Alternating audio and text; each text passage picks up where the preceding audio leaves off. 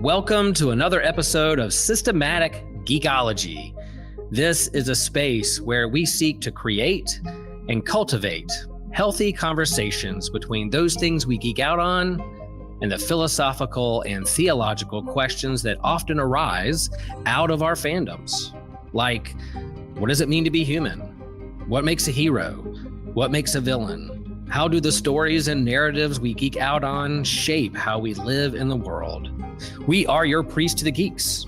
We aren't all ordained, but we see ourselves as mediators at the intersection of geek culture and going deeper in our faith. We don't always have to agree, but we do respect each other, and we see everyone as a beloved child of God.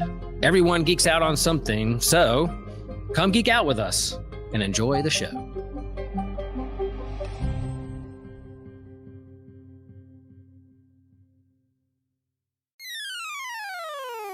You're listening to an Anazal Ministries podcast.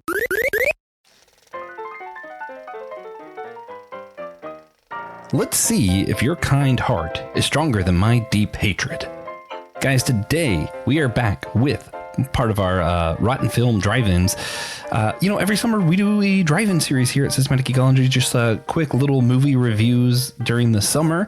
And this year our theme is rotten films to go along with our annual theme of like polarization, finding the good, and like it's hard to find the good in some of these rotten films, and we're excited for this. I am Joshua Noel here with Evan Garcia, and if you guys want to hear more episodes in this series from some of our other hosts, there will be a link in the show's description with the entire series of rotten films we're doing this summer. So far, we've been about 50-50 on whether or not we agree.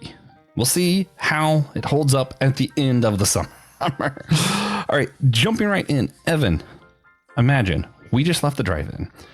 We watched the Captain America 1990. That wasn't even released in theaters in America, but for some reason it's in the drive-in. We watched it last weekend. We just, we're chilling, got in the car, drove up, saw it.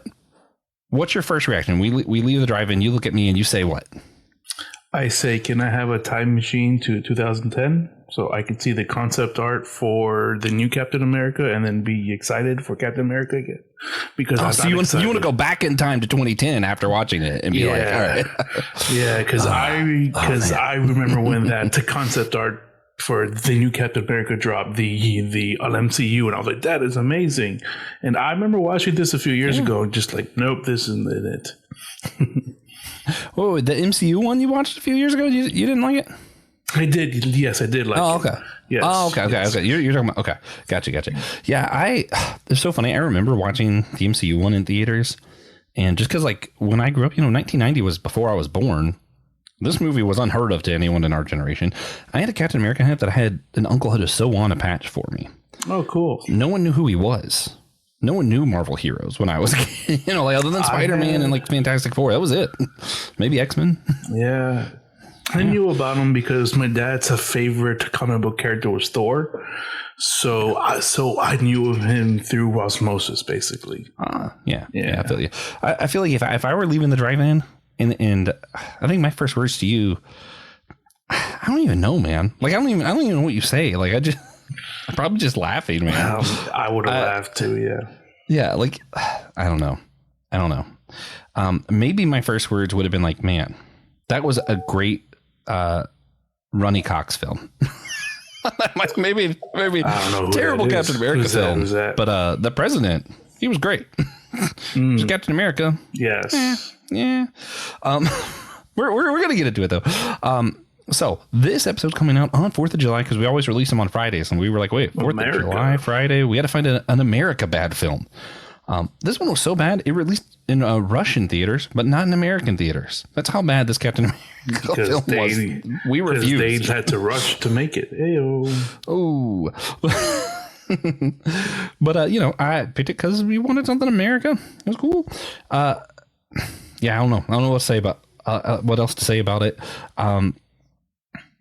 Other than, let's just talk about the film. Evan, if you had to just give like a quick summary, just like highlights or lowlights of this film, how would you summarize this 1990 Captain America film? I will summarize it as a globe-trotting time travel fiasco. Well, what a time travel. Time crossing expansiveness. Yeah. Fiasco with a bad guy. So starring Matt Salinger, who is the child of the author of Catcher in the Rye, which is kind of weird. Oh, cool. Yeah, wow. I think the basics, they change a lot. No, they change a lot. They change some weird stuff that I don't understand why they changed. A kid from Italy is abducted. He's tested on, becomes the Red Skull, evil bad guy who's part of Nazis, because why not? And to combat him, the same person who created him was like, yeah, wait a minute, I'm going to help the Americans. I don't like that they did that to a kid. So did the same experiment on to Steve Rogers, who's like, cool, I'm a superhero now. Except for he's a superhero who's, I think he beat maybe one person in the entire film. He loses a lot, runs a lot, gets shot a lot, and misses a lot when he throws his shield. That's all he does in this film. He's a terrible hero. But it's fine. He gets strapped to a rocket because that's what bad guys do. He is able to redirect the rocket. Some little kid, for some reason, is able to see it from the ground and goes, wow, that guy just saved the White House. Inspires that kid, gets inspired to become the president one day after doing a lot of other really cool stuff. Eventually, the rocket is found in Alaska. Steve Rogers is thawed out, confused because he's in a new time, thinks everybody's Nazis, runs away, escapes. Red Skull's doing some more Red Skull stuff, so he's like, well, we got to defeat him, and obviously the only way to do that is to discover his name. So then they go around in Italy for a while, discover that Cap's good at running away and can ride a bike into water. Unsure. It ends with a final, fight scene on top of like a evil castle with a piano that's also a bomb. What? Yeah. And, yeah. I was like, I think that's the film, basically. Yeah. So I was like, wait, why is the piano a bomb? I think part of what they were trying to do is like the kid was playing the piano and he was like an expert piano player, like Red Skull when he was a kid in this film. Mm-hmm. So I think they were trying to do like a callback to like his childhood and like, hey, this trauma's still with him. But man, evil piano on top of evil castle with these really campy costumes. And it's like, this is like the world's worst version of Power Rangers. And I was so confused.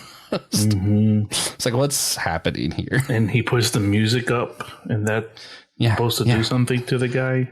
Yeah, and instead of Captain America like out fighting him, he was like, "Hey, here's some memories from when you were a kid." And it's like, what's happening? There's like Cap's relying on trauma response to defeat him. That's exactly it. But I didn't know all the cuts are weird. Oh my god, the cuts! So many close-ups. Just quick close-ups. There's one time for some reason at the end where Captain America just breaks the fourth wall and just smiles at you, and you're like, okay. I don't know, man. So talk some about like the film's pacing. Some of like they spend a lot of time in Italy for some reason. Pacing, exactly. They depict different people groups very weird. Like Canada is like no man's land, I guess. I don't know. But you want to talk some about like the different places and pacing and stuff that happened in the film? Yes, apparently Alaska is far away enough, so it's like he was, But the pacing was just so slow. Like it wasn't a bad pacing. It just felt like I was watching a movie from like the silent era. It's like, what is happening? Like I kind of get your idea. Let's move on and to touch on some things that we just need to move on with. But there wasn't. They would go from Australia to the white pickup truck from the reporter. That's the friend of the president because they were friends when they were kids. And how did he get there? How did he travel so fast in his little white pickup that was made by Volkswagen? You know what? I'm going to go to Canada because that's where Caps and I'm just going to find Rogers ran away with Cap. Yeah, because Canada's a real small place, easy to run into each other. Canada. Oh, okay, yeah, sure. I'm so confused. And then Canada. And then Captain America has fake car sickness. Oh yeah, that too. Yeah, fake he car pulls it sickness like to steal 3 a car. times. Yeah.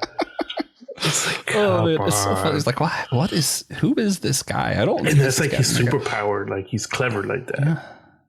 Yeah. Oh, because he doesn't really get any bigger or small. That's something like no, he did not. You're right. He had no budget. He doesn't get any bigger. He doesn't get faster because he still has to like steal kids' bikes.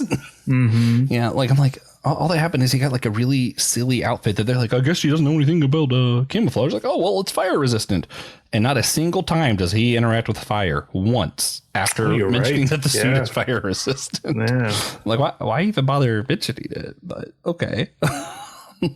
Yeah, it is so all over the place. Even the effects are just wild. You have like a Red Skull mouse at the beginning. Yes. What was that little demon cat thing? That was so funny. That was wild. But yeah, I think it was crazy because like the beginning felt like really rushed.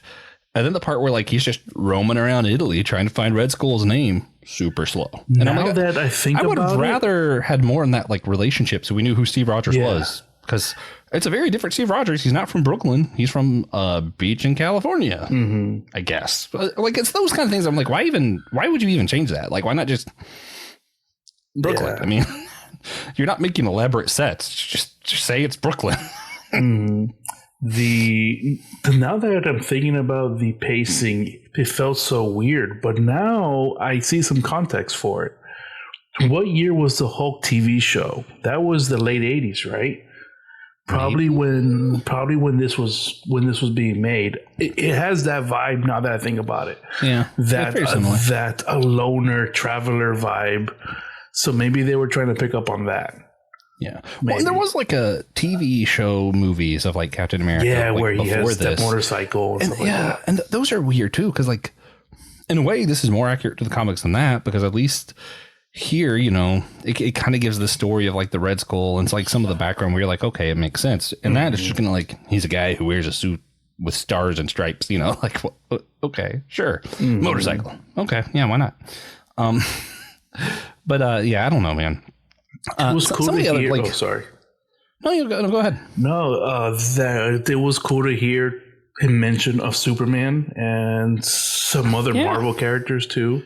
Yeah. So originally that was fun. I think it was the director on this project was originally supposed to do Superman 4 or the one after that. Oh. And then, well, you know how those went. So yes, she was like, I'm doing this instead. And I'm like, well, I think I know how that Superman movie would have went.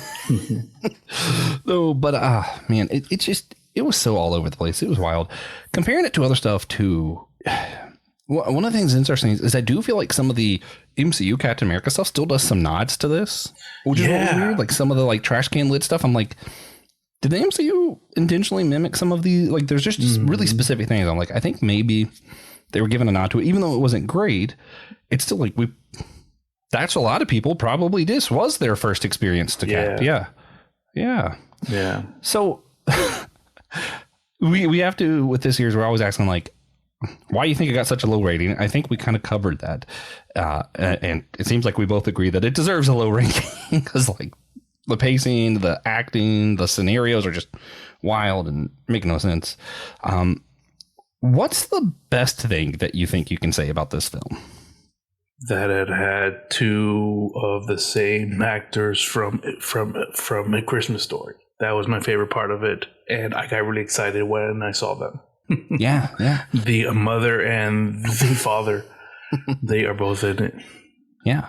Well, there are, like, I'm going to talk about later, there's a few actors who are really solid in this film. I don't know, man. I think the best thing I can say about this is, oh, man, it's really rough. I don't know, man.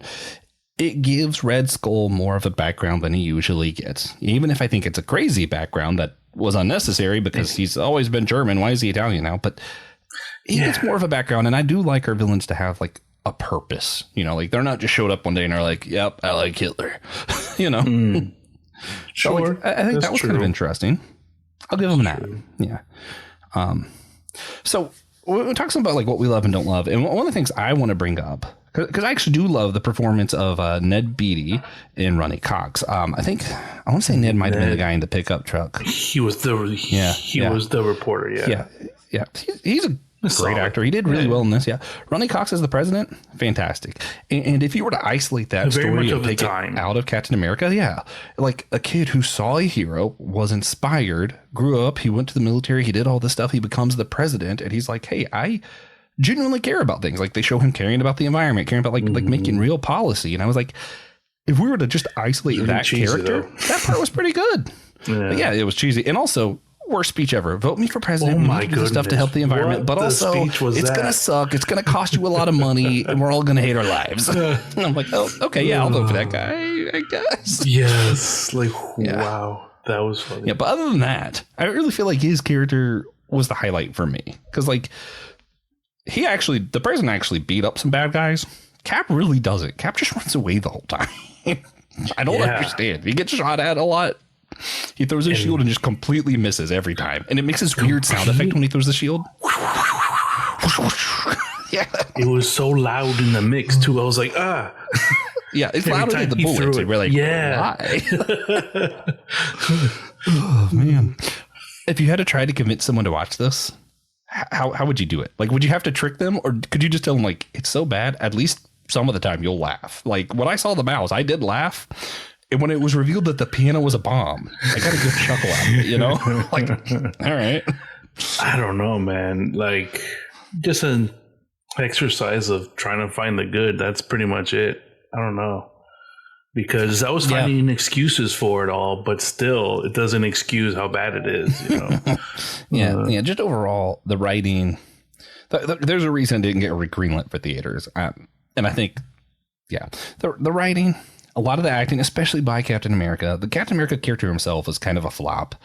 The costumes, even, I'm like, his eye holes didn't even line up. That was horrible. That looks so. It's just, there's so much with it that I'm like, ugh. And the fact that you basically, you have to buy it to watch it right now. Like if it was free somewhere, I could feel better about being like, hey guys, watch this just for the laughs. But telling someone they should watch this knowing that they're going to have to pay money to watch it, I'm like, no, don't actually. It's not worth a single dollar, in my opinion. It used to be on YouTube, a small and that would be worth it. Timestamp, little postage stamp version. Yeah, that's how I saw it. I remember seeing that back in the day. Yeah, it has a 6% on Rotten Tomatoes. Right on. Would you give it higher or lower? I would give it maybe 10. Just for That's what I was thinking. Still higher than Rotten. Yeah, 10 is like a good, like, you did something. Like, thank you for doing something for us nerds to talk about 30 years later. Because, like, back then, you had nothing. There was no Captain America. So, like, that's still cool. And also, I still have to reiterate, I think Ronnie Cox did such a good job with what he was given. So I was like, I'll give him a 10 just for him. And I'm going to even I'll put it in the review. Like, this is only for Ronnie Cox. He got 100. Everyone else got a 0 that averaged to a 10 somehow. Yeah. So, we always like to dig a little bit deeper here. So I think one of the cool parts of the film, going back to Ronnie Cox as the president and Red Skull. So both of them have these childhood events, right? So in this movie, Red Skull watches his parents die and he's filled with hatred. And that's what fuels him to be that. And that's where we had that line that I said at the beginning. We'll see if your kind heart, Captain America, is as strong as my evil name, which sounds super cheesy and either like a line from Kingdom Hearts or like the world's campiest like satire of a superhero movie ever. But kind of wanted to ask, especially as father, your opinion when it comes to like, how much do our childhood events really shape us? Like, because we see this contrast of like this one kid saw Captain America and that inspired him to become the president and a hero. And another kid saw this trauma, which fueled him with rage to become Red Skull with a piano bomb evil castle. I don't know. But like, how much do you think like this kind of stuff as a child actually fuels who we are as we grow?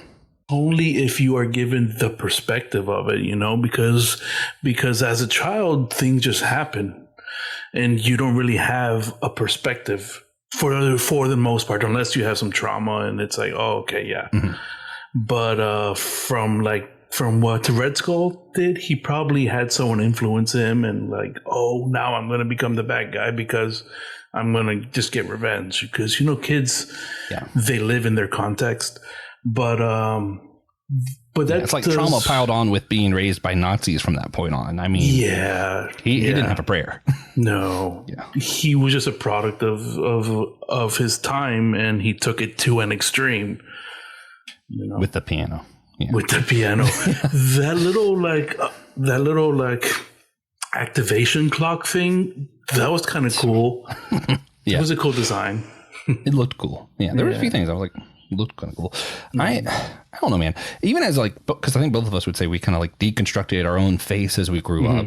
So like, I even can't even say like the Christianity my parents grew me up in formed me. But I do think a lot of their message of like, hey, if anyone tells you different than the Bible or different from this stuff, like live by your convictions. I mean, that kind of stuff still stuck with me.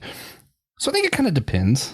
Everyone is their own person, but also you are going to be a product of your time. So it's a little bit of both. And I hate to be that guy, but I'm like, totally, yeah. I don't think that only seeing Captain America reroute, missiles you're definitely going to be the president now. Like there's going to be different stuff along the way that forms you. Yes. And it makes for a movie, but yes, yeah. And some of our friends would say we're all in a process of becoming something like that, right? Exactly. So yeah. The other thing is like, do you think Cap serves as an icon alone? Because like in this film, he doesn't really do anything heroic. He doesn't save anybody. He doesn't win the fights. But his biggest accomplishment is really just that he inspired people. And do you think that's enough, or does he actually have to be a hero too for us to be like, yeah, this is cool? I think he only, if you think inspiring one child, then he becomes the president of the free world. If that's inspiring people, then yes. Yeah. But that's really all. Like, even with his relationships with the love of his life, and later her daughter, he doesn't really do anything. He doesn't really affect their lives. He's also just really weird. Kind of shows up and becomes that weird, awkward uncle that kind of showed up out of nowhere. Yeah. That your family has some history with, but not really. It's for sure. Yeah, I mean, thinking about it like for myself, like honestly, if all I ever do is inspire one person who makes that big a difference in the world, sweet. Like I'm cool with that. I would rather also think that maybe I accomplished some things and stood up for people, but if all I did was inspire one other person who did greater things, that's awesome. I don't know. Sure. Yeah. So, I mean, I still think it's more fun to watch Captain America actually punch Hitler in the face and then maybe inspire people on the way. But if all you do is inspire one other person, that can be enough to be a hero, maybe. Yeah. Sure. Cool. Well, do you have any other thoughts before we wrap this drive-in up for our 4th of July friends? That I'm glad I finally saw it again in my new context. It's like, now that you have something to compare it to. Yeah. No, definitely. It's great to compare things to and be like, man, I'm glad we have the MCU. Maybe it'll help people like Captain America: Brave New World more if they watch that first. Yeah. Awesome, man. Well, hey, we're asking every time, what's a weird snack that maybe people wouldn't think of to bring to the drive-in that actually might be the perfect snack if they thought about it? Fruit roll-ups, because they can last a while. Or you just kind of shove them in your mouth. But accurate. Weirdly enough, depending on when you go, but like right now with these hot southern days, I can't help but think of like more refreshing stuff. Like I don't want chocolate or popcorn and stuff that's gonna make me thirsty. I'm thinking maybe just a big thing of grapes. Grapes might be great. Actually, those bubblegum. No one would think of that now. Yeah, those are cool. Ooh, now we're on to something. Yeah. Now we're on to something. I love it. Awesome. Well, thank you, Evan. Thank you, listeners, for your time. We hope you would consider rating and reviewing our show on Podchaser, Spotify, or Apple Podcasts. That helps the show a lot with the algorithms and all that stuff. Yeah. Again, if you want to hear other rotten films and us talk about them, down below in the show notes, we'll have a link for that description, for the whole playlist in the description. And remember, guys, of course, we need you to remember we're all a chosen people. A geekdom, a priest. Later.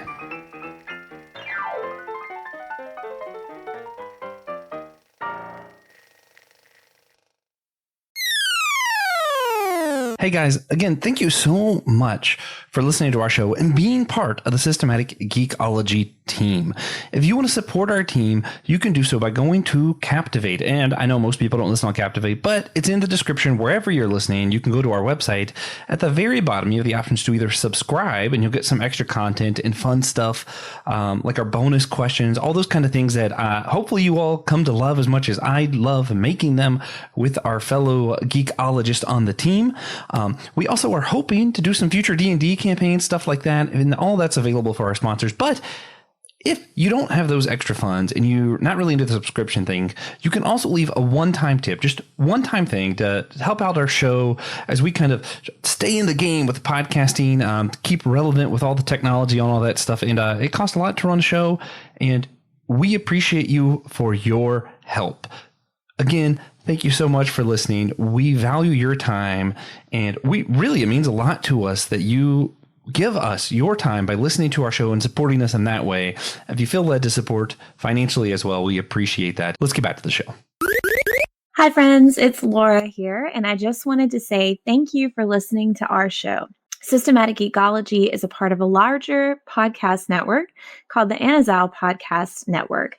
Dummy for Theology is Joshua Noel's show discussing different theological topics from various perspectives and attempting to give people more questions than answers. My Seminary Life is Brandon Knight's show. It started as him going through what he was learning in seminary, and after he graduated, he's been doing independent studies and has a lot of fun series like on hermeneutics, Bonhoeffer Summer, and worship. And then Friday Night Frights is a monthly show with Christian Ashley and Joe Day.